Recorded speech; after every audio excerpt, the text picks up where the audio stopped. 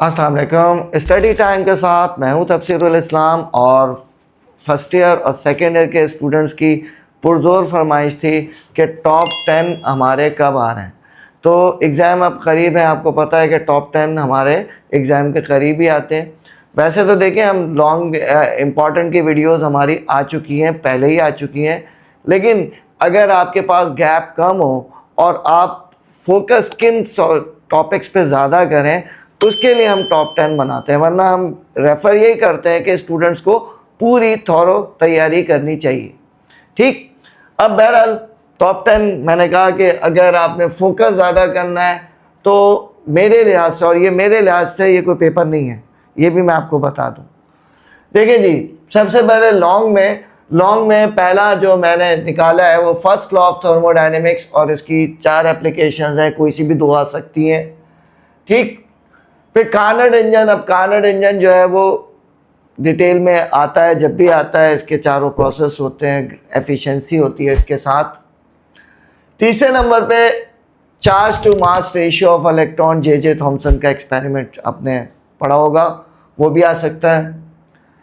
चौथा जो question, Ampere's law and solenoid या टोरॉइड भी आ सकता है, लेकिन बहरहाल ये भी एक्सपेक्टेड है।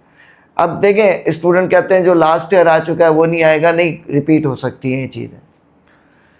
फिफ्थ पे मैंने एसी जनरेटर रखा है कि एसी जनरेटर का जो है वो उसकी कंस्ट्रक्शन एंड वर्किंग आ सकती है।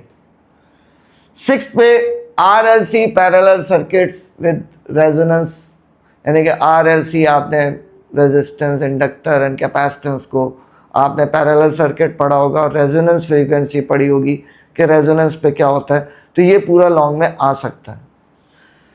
सेवेंथ पे फोटो इलेक्ट्रिक इफेक्ट या कॉम्पटन्स इफेक्ट, इन दोनों में से कोई एक आ सकता है इसमें, यानी कि पॉसिबिलिटी ज़्यादातर कॉम्पटन्स इफेक्ट की भी हो सकती है और फोटो इलेक्ट्रिक, तो दोनों कर लें तो एक क्वेश्चन आपका निकल सकता है यहाँ से। फिर मास स्पेक्ट्रोग्राफ, ये भी क्वेश्चन है जो बहुत ज़्यादा इंपॉर्टेंट है इस साल के पॉइंट ऑफ व्यू से। और फिर 9th में आ गया बोहर्स मॉडल और इसका रेडियस एंड एनर्जी आ गया। और 10th पे मेरे हिसाब से black body and its laws भी आ सकते हैं। बाकी जो है कुछ जगहों पे एक्सरेज भी आ सकता है, लेज़र भी आ सकता है, लेकिन मेरे हिसाब से मैंने टॉप 10 में ब्लैक बॉडी और इसके जितने भी लॉज हैं इनको शामिल किया।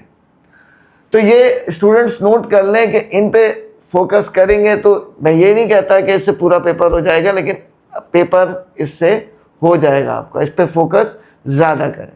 ठीक, अब आ जाए शॉर्ट में आपको पता है न्यूमेरिकल भी आते हैं, लेकिन कुछ थ्योरी भी आती है, और शॉर्ट में स्टूडेंट आमतौर पे थोड़ा ज़्यादा परेशान होता है कि कौन सी थ्योरी करें, कौन सी थ्योरी ना करें। ठीक, तो मेरे हिसाब से इस दफ़ा गैस लॉज और इसमें जनरल गैस लॉज शॉर्ट में या आ सकते हैं। CP minus CV/2R। अब स्टूडेंट्स कहते हैं सर ये तो लॉन्ग का क्वेश्चन है, नहीं, अगर आप इसकी सिर्फ डेरिवेशन देखें तो ये शॉर्ट का क्वेश्चन है। ठीक है, तो ये शॉर्ट में भी आ सकता है। ठीक, थर्ड पे हीट इंजन या रेफ्रिजरेटर की कोफिशिएंट ऑफ परफॉर्मेंस होती है COP, ये आ सकती है, या heat engine, working principle of heat engine, ये भी आ सकता है। ठीक, फोर्थ पे सेल्फ इंडक्शन या म्यूचुअल इंडक्शन में से कोई एक पूछ सकते हैं। फिफ्थ पे एनर्जी स्टोर्ड इन इंडक्टर, और इसके हिसाब से अगर इसका अल्टरनेट बनेगा तो वो मेरे हिसाब से एडीज करंट बनेगा। तो अगर आप इसके साथ एडीज करंट भी कर लें तो ज़्यादा, निस्बतन ज़्यादा सेफ है।